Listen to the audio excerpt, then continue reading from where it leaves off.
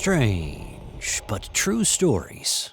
Tales from the light side, the dark side, and the other side. I'm Steve White.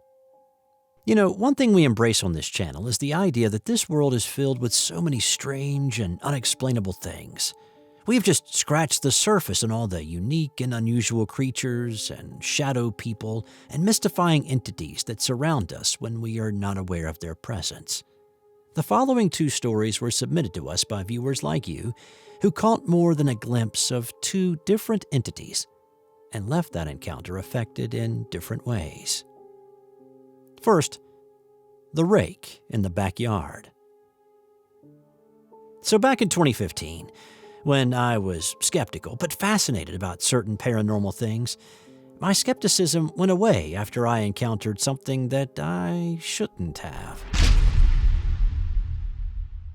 This happened in Columbus, Ohio. I was staying with a cousin and a couple of friends at an apartment complex. One afternoon, I was home alone, with no TV, phone, or internet. So you can probably guess I was pretty bored. So I decided to get out of the house. I walked across the street to Kroger's to get something to eat, and I also bought some Black & Milds. I know what you're thinking. That's the way to generate some excitement. I went back to the apartment complex, but didn't go to the apartment right away. Instead, since I was new there, I thought I would scope the place out a little and get to know the place. I'm in the early stages of checking out the area when something caught my eye. Now, again, this is the middle of the afternoon, and the sun is bright, and it was off to my left, and I turned my head to see what it was. I saw three tall, skinny-looking creatures dancing in a circle in the backyard of the apartment complex, not too far from someone's back patio. The creatures were pitch black from head to toe, and I didn't see anything that resembled clothing. The complex is tucked away in a wooded area. There are lots of trees around. It looked and felt like this was some sort of a ritual, but these creatures were not human. They were swaying with their hands in the air, moving back and forth. Their arms and fingers were longer and bonier than any humans. I got a little freaked out and ducked out of sight as quickly as I could. I kept looking at them, hoping I was hidden well enough. Unfortunately, I wasn't. As I was peering at them, trying to figure out what I was looking at and make sense of the whole scene, one of them saw me and stared right at me. At that moment, the creature hunched over and started to crawl towards me.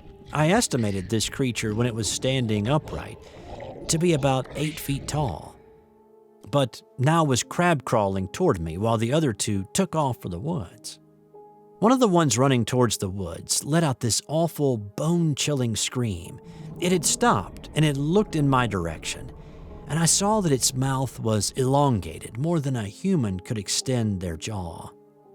I don't know why, but I started to throw anything I could get my hands on in the direction of this creature that was coming toward me. The screams got louder and louder. I took off running back to the apartment. I could hear the crab-crawling creature behind me, like he was chasing me, but I felt like if it wanted to catch me, it could have. But it didn't. I assume it eventually joined the other two back in the woods, but I never looked back to see. Once I got back inside the apartment, I breathed a sigh of relief, hoping I would never see those things or anything like it ever again. To this day, I haven't. And prior to sending you this account, I've never told anyone else for fear that they would think I was crazy. I did a little research and believe I encountered 3 rakes that day, but I can't say for certain. I only know that nothing dancing in that circle that day was human. Secondly, here's Defense Against the Dark Arts. I'm a 39-year-old man, and I like to think of myself as a spiritual warrior of God. I have had numerous experiences with the supernatural throughout my life, but this one is one of my earliest battles. When I was 16, I was hanging out a lot with a female friend of mine. We lived in a little town in Texas that was really nothing but a four-way stop sign and a phone booth. But where she lived was the very definition of the middle of nowhere, way down a narrow old dirt road completely surrounded by woods and brambles. We were taking a walk further down that dirt road and into the woods near her house, as we often did, so she could smoke cigarettes where her parents wouldn't catch her at it. And we were talking while she lit up. As we continued to walk further, we both started to feel a strange and ominous, wrongness permeating the air. The quiet and the stillness surrounding us made us feel like something was watching, something predatory. The first thought I had was that there must be a coyote or a bobcat in the area, and that was what we were feeling.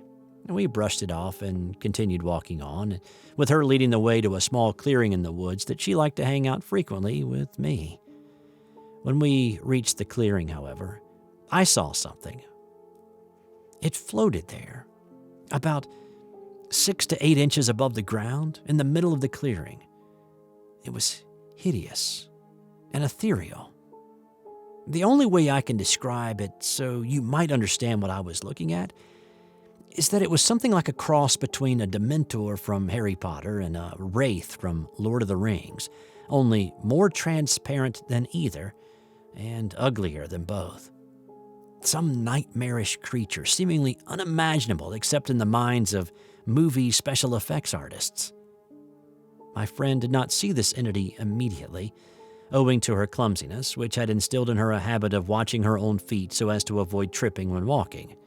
Despite her looking down, she still had just managed to stumble over a root. So I grabbed her by her shoulders, picked her up, and placed her behind me before she even knew what happened. "Hey!" she protested over my shoulder. And then she saw it, and my glance telling her to be quiet and stay behind me. I could feel her huddled, quivering, and clinging to my back. Without even thinking, I stepped forward into the clearing, fists clenched and looking up at this hideous thing. I was thinking it wanted to hurt both of us, so I was ready to do whatever I could. This thing was rapidly approaching us, its malformed, bony fingers or appendages reaching out towards us with a snarl fixed upon its face. As I placed myself between this ethereal creature and my friend, the entity let out an indescribable, mind-splitting combination of a shriek, snarl, and longing moan, shattering the stillness and quiet of the surrounding woods. I suddenly felt a strange power and anger in myself, welling up from somewhere deep inside me. Just as suddenly, another power and anger seemed to join and mingle with my own, but from some outside source. I was filled to overflowing with a holy light and strength, and I was righteously outraged that this horror had had the audacity to try to attack us. I could feel evil radiating from it. But before I could even think about it, this power was pouring through me and creating some kind of a shield around us, completely enveloping us. This entity came closer to us, but whatever barrier had been created between us, it could not penetrate it. It reached out with its long appendage and touched this energy source surrounding us. The entity was repelled, moved away from us, and in an instant was gone, vaporized into the air. As my stunned eyes watched, the lazy bits of hazy mist, all that was left of this thing that had been there, dissipated and disappeared like the remnants of fog in the bright sunshine. My friend slowly moved from her position where she had been hiding to peek over my shoulder. We were both obviously stunned and trying to make sense of what we had just encountered. And what was it that we had conjured up to protect us against it? I sensed that she was about to faint even before she started falling, so I spun around to catch her before she hit the ground. She leaned against me. We just stood there for a while, me holding her until she could regain her footing and stand on her own. By that time, we had both calmed down a bit, and we mutually agreed that it would be best if we went back to her house. We were about 3/4 of the way there when she said she needed to stop and rest, which was her way of saying that she needed a cigarette. I didn't really blame her, considering what we had just been through. She looked at me as she smoked, and I could tell that she was trying to come to a decision about something. It was then that she chose to confide in me that she had been seeing strange things her whole life, and that the majority of her shock had stemmed not from the thing itself, but from me seeing it as well. She confessed that she was actually terrified most of the time, and that she had come to believe herself to be insane, that she had convinced herself that all the things she saw were actually just delusions of her own mind. I assured her that she was perfectly sane. She then became solemn and told me that I was the only one she had ever known that made her feel truly safe.